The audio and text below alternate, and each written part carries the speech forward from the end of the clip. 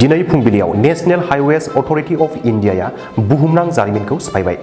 अन्ध्र प्रदेशनि बिखायाव हरसेमानि खामानि मावनानै इन्जिनियार्सफोरा मोनसे प्रजेक्टआवनो मोननै गिनिस वर्ल्ड रेकर्ड मोननो हादों।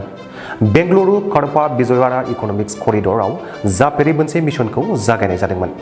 सत्यसाई जिल्लानि पुट्टपार्टीनि खाथियाव खामानि मावनानै NHAI आरो बिनि लोगो राजपथ इन्फ्राकना बेखौ फोरमान खालामनानै दिन्थिबायदि भारतनि इन्फ्रास्ट्राक्चारा दा रावनिबो उनाव गैया।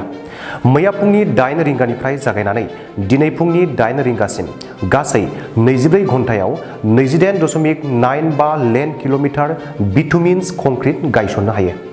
24 घन्टानि गेजेराव 10,675 मेट्रिक टन बिटुमिन्स कंक्रिट लुनानै समान खालामनाय जादोंमोन। बेयो भारतमाला बिथांखि खोन्दो 2 नि बाहागो। बे 6 लेन एक्सेस कन्ट्रल एक्सप्रेसवेआ आबुङै खामानि मावखांनायनि उनाव बेंगलुरुनि आईटी हाब आरो अन्ध्र राजथावनि अमरावतीनि गेजेराव दावबायनायनि समा 12 घन्टानिफ्राय खमायनानै 6 घन्टाल' जागोन। बे वर्ल्ड रेकर्ड खालामखांनायनि उनावनो लामा लुफुंग्रा हानजाया फैगौ 11 जानुवारियाव 42 किल'मिटार लामाखौ सानसेनि गेजेरावनो लुफुंनो नाजागोन आरो गावनि रेकर्डखौ गावनो सिफायनो फोसावबाय।